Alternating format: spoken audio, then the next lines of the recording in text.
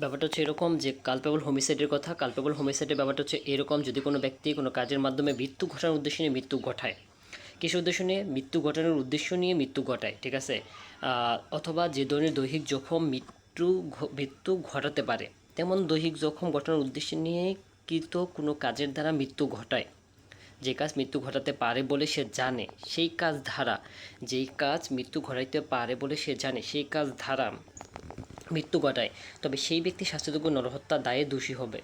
এখানে কয়েকটা বিষয়, সেটা হচ্ছে গিয়া যে উদ্দেশ্য থাকবে, নলেজ থাকবে, ইন্টেনশন থাকবে, ঠিক আছে। আচ্ছা, উদ্দেশ্য, নলেজ এবং ইন্টেনশন, এই কয়েকটা বিষয় আমরা খুঁজে পাইলাম। এখন এটুকু থাক। এখন এখানে কয়েকটা ব্যাখ্যা আছে। ফার্স্টের ব্যাখ্যাটা হচ্ছে এরকম, যে ব্যক্তি অসুস্থতা, রোগ বা দৈহিক অপরগততায় ভুগছে, তার দৈহিক জখম করে মৃত্যু ত্বরান্বিত করলে তার মৃত্যু ঘটানো অপরাধ বলে বিবেচিত করা হবে।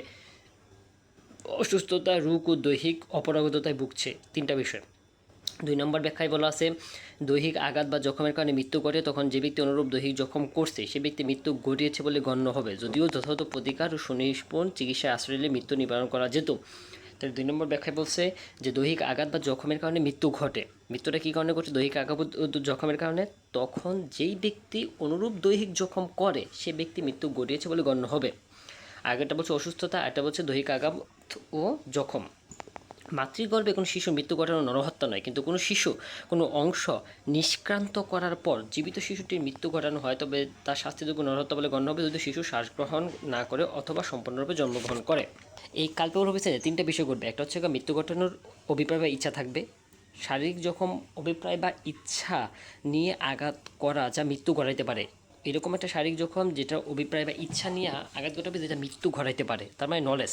একটা হচ্ছে অভিপ্রায় বা ইচ্ছা, উদ্দেশ্য, ঠিক আছে, সেটাকে আমরা বলবো ইন্টেনশন, ঠিক আছে। আচ্ছা, আটা হচ্ছে তোমার নলেজ। আচ্ছা, আটা হচ্ছে আঘাতকারী জানে যে সে এরূপ আঘাত মৃত্যু করাতে পারে, আঘাতকারী অবশ্যই জানে এরূপ আঘাত মৃত্যু করাতে পারে, এই 3টা বিষয়, ঠিক আছে। আচ্ছা, শারীরিক জখম, মৃত্যু ঘটানোর অভিপ্রায়, আর এটা হচ্ছে আঘাত। আচ্ছা, এখন 299 3টা ব্যাখ্যার এক্সপ্লেনেশন হচ্ছে এইরকম, অসুস্থতা বা মুমূর্ষু অবস্থায় আছে এমন ব্যক্তিকে দৈহিক আঘাত করলে তার মৃত্যু ত্বরান্বিত করা এক। আর এটা হচ্ছে সুচিকিৎসার আশ্রয় নিলে ব্যক্তির মৃত্যু নিবারণ করা যাইতো এমনভাবে দৈহিক আঘাত করে যে আঘাতের দরুন মৃত্যু হয়। 2 নম্বর ব্যাপারটা হচ্ছে এমনভাবে আঘাত করে যে আঘাতের দরুন মৃত্যু হয়, কিন্তু সুচিকিৎসার আশ্রয় নিলে মৃত্যুটা নিবারণ করা যেত। আচ্ছা, 3 নম্বর বলতে হচ্ছে গিয়া কোনো আঘাতের করে গর্ভবতী মহিলার বাচ্চা বেরিয়ে আসলে সে এবং জীবিত বাচ্চাটিকে যদি মারা যায় তাহলে সেটা হচ্ছে নরহত্যা। এই 3টা বিষয় হচ্ছে নরহত্যা, ঠিক আছে। একটা হচ্ছে মুমূর্ষু অবস্থা, আরটা হচ্ছে গিয়া এমন আঘাত করছে কিন্তু সুচিকিৎসার আশ্রয় নিলে সে বেঁচে যেত, আর এটা হচ্ছে গিয়ে তোমার এই যে বাচ্চা আর কি গর্ভাবস্থার কথা। এই 3টা বিষয়। আমরা মার্ডারে যাব। মার্ডারেও 3টা বিষয় এখানে তুলে ধরছে। ফার্স্টে 4টা বিষয় তুলে ধরছে, 3টা না 4টা বিষয়। ফার্স্টেই বলতেছে হচ্ছে গিয়া যে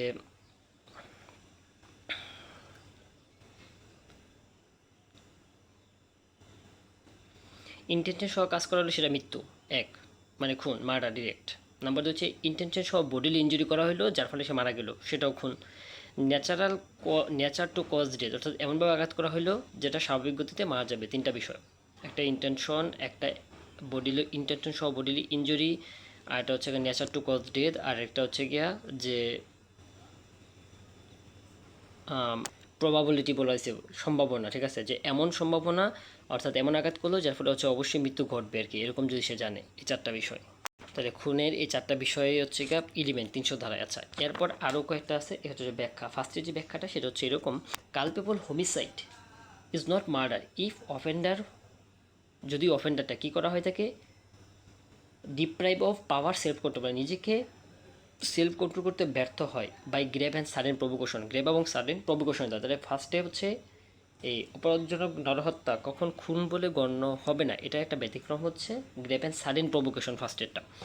সাডেন প্রভোকেশনের আবার 3টা ডিফারেন্স আছে। 3টা ডিফারেন্স কী কী ব্যাপার আছে বলতেছে, প্রার্থী স্বয়ং নিজে নিজে হচ্ছে উত্তেজিত হতে পারবে না, সরকারি কর্মচারী, ঠিক আছে, হিসাবে যথাযোগ্য ক্ষমতা বলে আইনসম্মত প্রয়োগ সংক্রান্ত হতে পারবে না, আইন অনুসারে কোনো কৃত কাজ দ্বারা, মানে এটা বলছে যে সরকারি কর্মচারী তার কোনো কাজ করতে আসছে, সেক্ষেত্রে তাদের কথায় উত্তেজিত হয়ে হচ্ছে কোনো ধরনের ইয়ে করা যাবে না, প্রভোকেশন যাওয়া যাবে না আর কি, ঠিক আছে, মানে কাউকে মারা ফেলে সেটা হচ্ছে খুন বলে কালপেবল হোমিসাইড হবে না, তখন মারা হয়ে যাবে। আচ্ছা, প্ররোচনার আত্মরক্ষার অধিকার আইনসম্মত প্রয়োগকালে প্রদান করতে পারবে না, আইনসম্মত অধিকার প্রয়োগ করে সেটা বর্জনাটা করতে পারবেন। আচ্ছা, 2 নম্বর যে জিনিসটা দিয়েছে যেটা হচ্ছে যে কখন কালপাবল হিসাবটা মার্ডার হবে না, এটা 2 নম্বর যে ব্যতিক্রমটা সেটা হচ্ছে শাস্তিযোগ্য নরহত্যা খুন হিসাবে গণ্য হবে না যদি অপরাধী সরল মনে তার আত্মরক্ষার অথবা সম্পত্তি রক্ষার অধিকার প্রয়োগকালে আইনত প্রদত্ত ক্ষমতার সীমাটা অতিক্রম করে এবং যার বিরুদ্ধে সেই অধিকার প্রয়োগ করে কোনোরূপ পূর্ব পরিকল্পনা ব্যতীত অথবা অধিকার রক্ষার জন্য যতটুকু ক্ষতি সাধন করা আবশ্যক এর চেয়ে বেশি ক্ষতি সাধনের ইচ্ছা ব্যতী রেখে তার মৃত্যু ঘটায়। ঠিক আছে, খুব সোজা। অপরাধী সরল মনে কাজ করবে, আত্মরক্ষা অথবা সম্পত্তি রক্ষার অধিকার নিয়ে কথা বলছে এখানে। ওখানে ফার্স্টটা বলছে সার্টেন প্রভোকেশন, 2 নম্বরটা বলছে আত্মরক্ষা বা সম্পত্তি রক্ষার অধিকার। তখন সে এটা অধিকার করতে গিয়ে সরল মনে উইদাউট এনি হচ্ছে প্রিভিয়াস ইন্টেনশন বা হচ্ছে প্রিভিয়াস প্ল্যানিং ছাড়া সে হচ্ছে কি তাকে যদি কোনো ক্ষতি করে যদি তার মৃত্যু হয় সেটা হচ্ছে কী হবে না, কালপাবল হোমিসাইড হবে, মার্ডার হবে না। আচ্ছা, শাস্তিযোগ্য নরহত্যা খুন হিসেবে গণ্য হবে না, কখন শাস্তিযোগ্য নরহত্যা খুন হিসেবে গণ্য হবে না? 3 নম্বরে বলতেছে যদি অপরাধী একজন সরকারি কর্মচারী হিসাবে অথবা সরকারি কর্মচারী সহায়তাকারী হিসাবে তাকে প্রদত্ত আইনানুগ ক্ষমতার সীমা অতিক্রম করে। এই অপরাধীটা ঠিক আছে হচ্ছে মানে অর্থাৎ সরকারি কর্মচারী সহায়তাকারী হিসাবে সেই ব্যক্তি যদি আইনানুগ যেটুকু ক্ষমতা আছে সেটা অতিক্রম করে এবং এমন একটা কাজ সম্পাদন করে যা মৃত্যু ঘটায়, যা সে অনুরূপ সরকারি কর্মচারীর দায়িত্ব সুষ্ঠুভাবে সম্পাদন করার জন্য আবশ্যকীয় আইনসম্মতভাবে সরল মনে বিশ্বাস করে এবং সে ব্যক্তি মৃত্যু ঘটায় তার প্রতি কোনোরূপ দুর্বিসন্দেহ ছাড়াই কাজটা করে। আচ্ছা, সে কোনো একটা ব্যক্তিকে সরকারি কর্মচারীর দায়িত্ব দেওয়া হইলো, কারো হচ্ছে আন্ডারে আর কি সরকারি কর্মচারী কোনো একটা ব্যক্তির সহায়তাকারী হিসেবে দায়িত্ব দিল, সেই ব্যক্তি কী করলো, কোনো একটা আসামিকে ধরতে গিয়ে তাকে মেরে ফেললো। এখন সে এটা মানে নিজে নিজে বিশ্বাস করলো যে তার অতটুকু পাওয়ার আছে আর কি যে মৃত্যুবরণ করাতে পারে, ঠিক আছে, কিন্তু এটা আবার তার অ্যাক্সেস মানে সে আইন ভঙ্গ করে কাজটা করছে, ঠিক আছে, কিন্তু এই ব্যাপারটা সে আবার জানে না, ঠিক আছে, তখন সেটা কি হবে না, মার্ডার হবে না। আচ্ছা, শাস্তিযোগ্য নরহত্যা খুন হিসেবে গণ্য হবে না যদি অপরাধটা কোনো আকস্মিক ঝগড়ার সময় আকস্মিক উত্তেজনার কারণে কোনো পূর্বকল্পনা ছাড়াই সংঘটিত হয়। আকস্মিক ঝগড়ার সময় পূর্বকল্পনা ছাড়াই যদি হয়ে থাকে, ঠিক আছে, তখন এটা কালপাবল হোমিসাইড হবে না। আচ্ছা, শাস্তিযোগ্য খুন হিসেবে গণ্য হবে যদি সে ব্যক্তি মৃত্যু হয় যে ব্যক্তি 18 বছর ঊর্ধ্ব বয়স্ক হলে স্বেচ্ছায় সম্মতিতে মৃত্যুবরণ করে বা মৃত্যু ঝুঁকি গ্রহণ করে, ঠিক আছে। কালপাবল মানে 18 বছরের ঊর্ধ্ব বয়স্ক হলে স্বেচ্ছায় স্বীয় সম্মতিক্রমে মৃত্যুবরণ করে বা মৃত্যুর ঝুঁকি গ্রহণ করে। যেমন আমরা খেলতে গিয়ে বক্সিং খেলতে গিয়ে যদি মায়েরা ফেলি, ঠিক আছে, তখন ওই ব্যক্তিকে যে আমি মায়েরা ফেলছি সেটা কিন্তু খুন হবে না, কালপাবল হোমিসাইড হইতে পারে, ঠিক আছে। আচ্ছা, তাহলে প্রথমত 4টা ব্যতিক্রম আমরা খুব ভালো বুঝছি, লাস্টের ব্যতিক্রম আমরা বুঝি না। 4টা ব্যতিক্রম প্রথমটা হচ্ছে তোমার grave and sudden provocation, number 2টা হচ্ছে তোমার যে সম্পত্তি রক্ষা করতে গিয়ে অতিরিক্ত পাওয়ার যদি এক্সারসাইজ করে সে সরল মনে, সেক্ষেত্রে সেটা খুন হবে না। আচ্ছা, আর এই সরকারি কর্মচারী, ঠিক আছে, সরকারি কর্মচারী তারা হচ্ছে আইনের ক্ষমতা প্রয়োগ করতে গিয়ে অতিরিক্ত ক্ষমতা যদি প্রয়োগ করে ফেলে সরল মনে, সেটা হচ্ছে কী হবে না, মার্ডার হবে না, সেটা কালপাবল হোমিসাইড। আচ্ছা, আর এটা হচ্ছে তোমার শাস্তিযোগ্য নরহত্যা হিসাবে গণ্য হবে না আকস্মিক ঝগড়ার সময় যদি কোনো ব্যক্তি পরিকল্পনা ছাড়াই কোনো অন্য খুন করে, সেটা হচ্ছে কি আর কি ইয়ে হবে না। এখন এই 4টা শর্ত সঙ্গে আমরা বললাম। এখন 4টা শর্ত হচ্ছে খুন না হওয়ার মানে কালপাবল হোমিসাইড কখন, মার্ডারটা কখন কালপাবল হোমিসাইড, আর কখন মার্ডার সেটা তো আমরা বললাম যে 3টা বিষয়। একটা হচ্ছে ইন্টেনশন, মার্ডারটা কখনো, একটা হচ্ছে ইন্টেনশন সহ কাউকে মাইরা ফেললে, ইন্টেনশন সহ বডিলি ইনজুরি করলে যার ফলে তার মৃত্যু হয়ে থাকে। ন্যাচারালি হচ্ছে গিয়ে সে মাইরা ফেললে মানে এমন একটা আঘাত করলে সেটা ন্যাচারালি হচ্ছে মৃত্যু হবে, এবং এমন একটা বিপজ্জনক কাজ করলো যেটা করে মৃত্যু বা দৈহিক জখম হবে তার অবসম্ভাবী পরিণতি, সেটা সে জানতো, ঠিক আছে। আচ্ছা, এই 4টা বিষয়। তো সকল মার্ডারই আবার কালপেবল হোমিসাইড, কিন্তু সকল কালপেবল হোমিসাইডটা আবার খুন নয়, ঠিক আছে। অর্থাৎ কালপেবল হোমিসাইডটা হয়েছে একটা রুট মানে গাছের শাখা, আর মার্ডারটা হচ্ছে এটার পোশাক মানে গাছ আর কি, আর মার্ডারটা হচ্ছে এটা শাখা প্রশাখা ডাল ইত্যাদি। কেন এই কথা বলা হয়েছে সেটার খুবই সুন্দর একটা যুক্তি, সেটা হচ্ছে ব্যাপারটা এরকম যে কালপেবল হোমিসাইড তো ব্যাপারটা হচ্ছে গিয়ে আকস্মিক মৃত্যু আর কি, মার্ডার করে ফেললে কালপেবল যদি মার্ডারের আন্ডারে পড়ে সেটা কালপেবলও পড়বে, ঠিক আছে, কিন্তু যদি কালপেবলও পড়ে সেটা মার্ডার হবে না, ঠিক আছে। আচ্ছা, এই 301 দ্বারা যদি আমরা যাই কালপেবল হোমিসাইড, হ্যাঁ, মানে যে ব্যক্তির মৃত্যু অবিষ্ট ছিল সেই ব্যক্তি ভিন্ন অন্য কোনো ব্যক্তির মৃত্যু ঘটিয়ে নরহত্যা সংগঠন হলে culpable homicide by causing death or person other than person whose death was intended. যে ব্যক্তির মৃত্যু অবশিষ্ট ছিল সেই ব্যক্তি ভিন্ন অন্য কোনো ব্যক্তির মৃত্যু সংগঠন করলে অপরাধটা যে ব্যক্তিকে মারা হয়তো সে যেরকম হয়তো ওরকম হবে। 202 হচ্ছে মার্ডারের পানিশমেন্ট, হচ্ছে মৃত্যুদণ্ড অথবা যাবজ্জীবন কারাদণ্ড এবং অর্থদণ্ডে দণ্ডিত হবে, ঠিক আছে, মৃত্যুদণ্ড অথবা যাবজ্জীবন কারাদণ্ড অর্থদণ্ডে দণ্ডিত। বাচ্চা 303 দ্বারা বলতেছে যাবজ্জীবন কারাদণ্ডে দণ্ডিত ব্যক্তি কর্তৃক খুনের শাস্তি একমাত্র শাস্তি মৃত্যুদণ্ড, ঠিক আছে, যাবজ্জীবন কারাদণ্ডে কোনো একটা ব্যক্তি দণ্ডিত হইলেও সেটা শাস্তি মৃত্যুদণ্ড, একমাত্র শাস্তি এটাই আর কি। আচ্ছা, আরটা হচ্ছে এখানে আর কোন শাস্তি নেই, প্যানেল করবে একমাত্র ধারা এটা যেখানে হচ্ছে শুধুমাত্র একটা শাস্তি দেওয়া আছে, সেটা হচ্ছে কি এই মৃত্যুদণ্ড 303 দ্বারা। আচ্ছা, যাবজ্জীবন কারাদণ্ডে দণ্ডিত ব্যক্তি কর্তৃক খুনের শাস্তি। আচ্ছা, punishment for culpable homicide not abandoned murder, অর্থাৎ কালপেবল হোমিসাইডের শাস্তিটা কীরকম, ঠিক আছে। আচ্ছা, কালপেবল হোমিসাইড হয়ে থাকে তোমার ইন্টেনশন, কোনো ব্যক্তি দণ্ডনীয় হত্যা করলে তার শাস্তি ইন্টেনশন সহ দণ্ডনীয় যদি হত্যা করে তাহলে যাবজ্জীবন অথবা 10 বছর পর্যন্ত সশ্রম এবং বিনাশ্রম কারাদণ্ড এবং অর্থদণ্ড। সশ্রম, বিনাশ্রম কারাদণ্ড এবং অর্থদণ্ড। মার্ডার শাস্তি হচ্ছে মৃত্যুদণ্ড, যাবজ্জীবন কারাদণ্ড এবং অর্থদণ্ড দণ্ডিত হবে। এখন যাবজ্জীবন তো সশ্রম হতে পারে, বিনাশ্রম হতে পারে। আচ্ছা, তবে যাবজ্জীবন সাধারণতই সশ্রম হয়, বিনাশ্রম হবে না। আচ্ছা, অভিপ্রায় ছাড়া উইথাউট ইন্টেনশন, ঠিক আছে। আচ্ছা, কাউকে হত্যা করলে 10 বছর পর্যন্ত সশ্রম বা বিনাশ্রম কারাদণ্ড অথবা অর্থদণ্ড অথবা উভয়দণ্ড। আর এইখানে অভিপ্রায় সহ করলে অথবার কোনো অপশন নাই, ডিরেক্ট অর্থদণ্ড 1। নাম্বার 2 হচ্ছে গিয়া এখানে বলছে যাবজ্জীবন এবং 10 বছর, এখানে শুধু আছে অভিপ্রায় ছাড়া যেটা সেটা আছে শুধুমাত্র 10 বছর পর্যন্ত সশ্রম বা বিনাশ্রম কারাদণ্ড।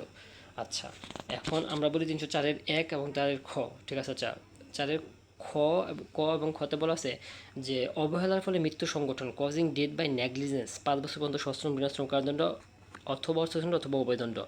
আর বেপরোয়া যান বা অশ্বচালনার দ্বারা মৃত্যু ঘটাইলে, ঠিক আছে, 3 বছর পর্যন্ত সশ্রম বিনাশ্রম কারাদণ্ড অথবা অর্থদণ্ড অথবা উভয়দণ্ড, ঠিক আছে। আচ্ছা, এখন আমরা যদি যাই 305-এ, শিশু বা উন্মাদ ব্যক্তি আত্মহত্যা সহায়তা করে তাহলে মৃত্যুদণ্ড অথবা যাবজ্জীবন অথবা 10 বছর পর্যন্ত কারাদণ্ড এবং অর্থদণ্ড, 10 বছর পর্যন্ত কারাদণ্ড এবং অর্থদণ্ড, ঠিক আছে। আচ্ছা, যদি শিশুকে কি করে, শিশু বা উন্মাদ ব্যক্তিকে আত্মহত্যা সহায়তা করে। আচ্ছা, আর আত্মহত্যার সহায়তাকরণ, অ্যাবেটমেন্ট অফ সুসাইড, ঠিক আছে।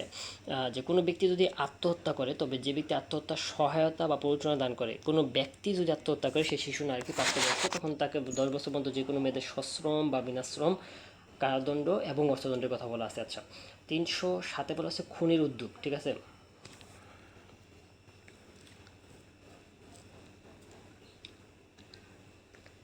সাধারণ যে খুনের উদ্যোগ মানে অ্যাটেম্প টু মার্ডার, ঠিক আছে। আচ্ছা, এই ব্যাপারটা তো আমরা সব জায়গায় পড়ি, 10 বছর পর্যন্ত সশ্রম বা বিনাশ্রম কারাদণ্ড এবং অর্থদণ্ড দেওয়া আছে। আর যদি কোনো ব্যক্তি আঘাত করা হয় তাকে অপরাধী যাবজ্জীবন কারাদণ্ড অথবা ইতিপূর্বে যে সাজার কথা হলে যাবজ্জীবন কারাদণ্ড বা 10 বছর পর্যন্ত সশ্রম বা বিনাশ্রম কারাদণ্ড এবং অর্থদণ্ড, ঠিক আছে। যদি আঘাত করা হয় তাহলে যাবজ্জীবনও এখানে অন্তর্ভুক্ত থাকে প্লাস 10 বছর, আর যদি আঘাত করা হয় তাহলে শুধুমাত্র 10 বছর। আচ্ছা, তাহলে খুনের চেষ্টার শাস্তি, খুনের চেষ্টা করলে 10 বছর পর্যন্ত সশ্রম বা বিনাশ্রম কারাদণ্ড এবং অর্থদণ্ড হয়। খুনের চেষ্টার ফলে আঘাত করলে 10 বছর পর্যন্ত সশ্রম বিনাশ্রম কারাদণ্ড এবং সঙ্গে যাবজ্জীবন কারাদণ্ড হইতে পারে এবং অর্থদণ্ড। আচ্ছা, যাবজ্জীবন কারাদণ্ডে দণ্ডিত ব্যক্তি কাউকে আঘাত দিয়ে খুনের চেষ্টা করে, যাবজ্জীবনে আছে সে যদি কাউকে আঘাত দিয়ে খুনের চেষ্টা করে তাকে মৃত্যুদণ্ডে দণ্ডিত করা যাবে। আচ্ছা, ওকে। আচ্ছা, আর শাস্তিযোগ্য নরহত্যা সংগঠনের চেষ্টা, attempt to commit culpable homicide, এই যে কালপেবল হোমিসাইডটা চেষ্টা, নরহত্যা সংগঠনের চেষ্টা যদি করে 3 বছর পর্যন্ত সশ্রম বা বিনাশ্রম কারাদণ্ড অথবা অর্থদণ্ড অথবা উভয়দণ্ড। আর যদি আহত হলে এই চেষ্টা করতে গিয়ে কালপেবল হোমিসাইড করতে গিয়ে যদি আহত করে তাহলে 7 বছর পর্যন্ত সশ্রম বা বিনাশ্রম কারাদণ্ড অথবা অর্থদণ্ড অথবা উভয়দণ্ড হবে। আচ্ছা, আত্মহত্যার চেষ্টা করলে অ্যাটেম্পট টু কমিট সুইসাইড করলে 1 বছর পর্যন্ত বিনাশ্রম কারাদণ্ড অর্থদণ্ড অথবা উভয়দণ্ড হবে। আত্মহত্যার চেষ্টা করলে কী হবে, 1 বছর পর্যন্ত বিনাশ্রম কারাদণ্ড অথবা অর্থদণ্ড অথবা উভয়দণ্ড হবে।